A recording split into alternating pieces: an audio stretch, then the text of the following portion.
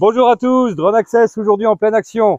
Claude, Damien, pour vous servir et nous allons vous expliquer aujourd'hui le fonctionnement de chacun de ces drones et pourquoi nous pouvons les utiliser à aujourd'hui en agriculteur de précision. À tout de suite.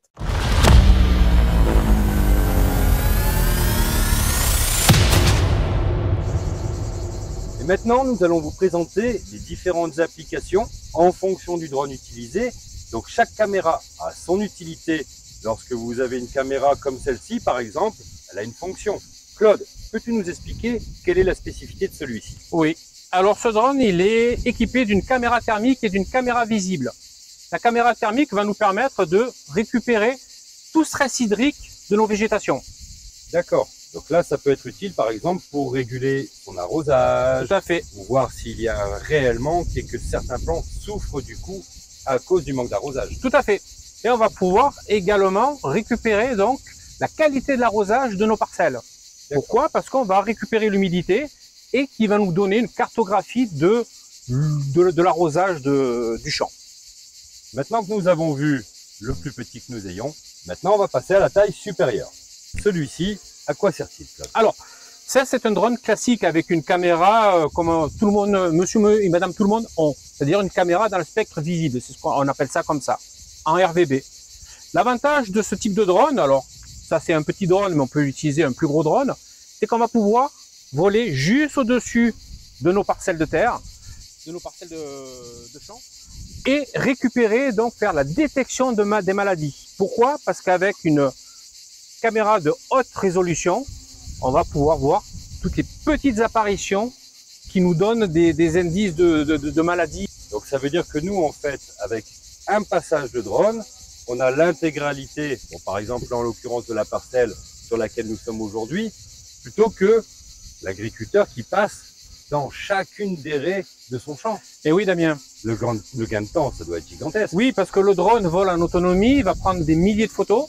À partir de là, informatiquement, on va structurer une cartographie et on va faire de la détection directement de maladies dessus. Et j'imagine que la cartographie, elle va être évolutive en fonction des années, puisque tu vas avoir justement cette possibilité de voir l'évolution sur les cartographies à venir. Et oui, parce qu'on a un historique papier et on a également un historique numérique.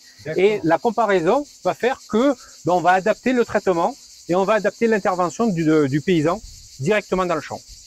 C'est un gros avantage. Oh que oui.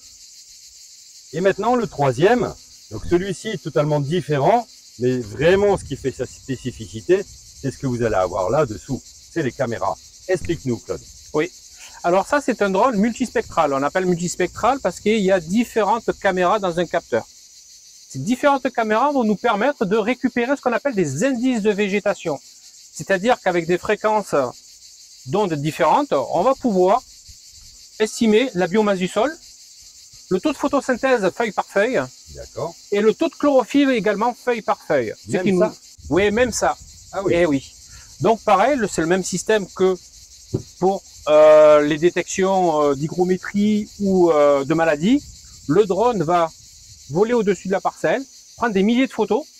Informatiquement, on va les traiter, on va faire ressortir les indices de végétation qui nous intéressent. D'accord. Donc ça aussi, pareil, une application presque, je dirais, indispensable maintenant. Pour les agriculteurs, oui, parce qu'ils sont de plus en plus connectés. Ils ont beaucoup des stations météo, ils ont des tracteurs connectés. Et donc, le drone et le tracteur connecté, ça va ensemble. Et l'avantage aussi, c'est que là, on va faire une map de prescription. Donc l'avantage, c'est que juste en prenant une petite carte SD, on la met dans le tracteur et ça va appliquer justement cette carte de prescription au niveau des engrais, au niveau des produits, etc. Tout à fait. L'épandage et la pulvérisation sera géré par notre carte de prescription, c'est-à-dire que le tracteur ou le drone va épandre au bon moment et au bon endroit. D'ailleurs, en parlant de ou le drone, nous allons vous sortir un quatrième. Nous allons vous le chercher et vous le présenter. Deux sur la table. Dessus. Ouais.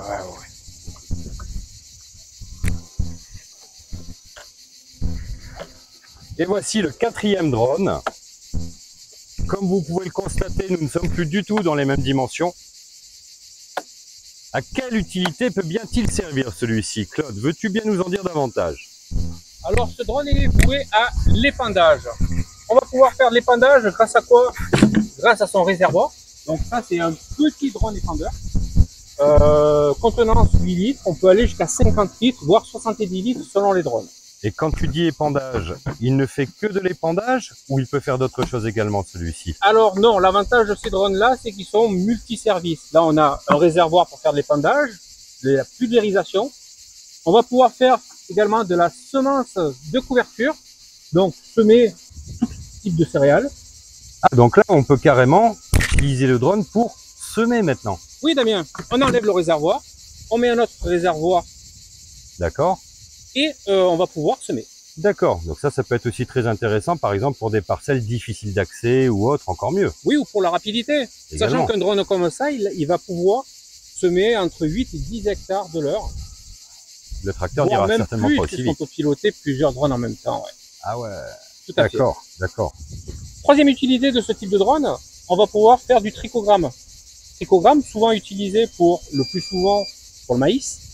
Ce sont des petites bestioles qui vont manger d'autres bestioles. C'est complètement bio.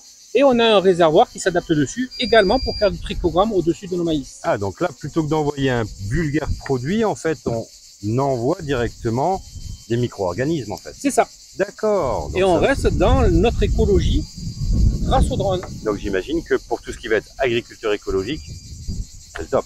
De toute façon, Damien, le 3/4 des produits que l'on a le droit d'utiliser en agriculture de précision avec les drones épandeurs, c'est des produits Bio. D'accord. Donc on va pas épandre n'importe quel produit phytosanitaire, mais plutôt une agriculture biologique, donc des produits biologiques. Tout à fait. D'accord. Merci pour ces renseignements.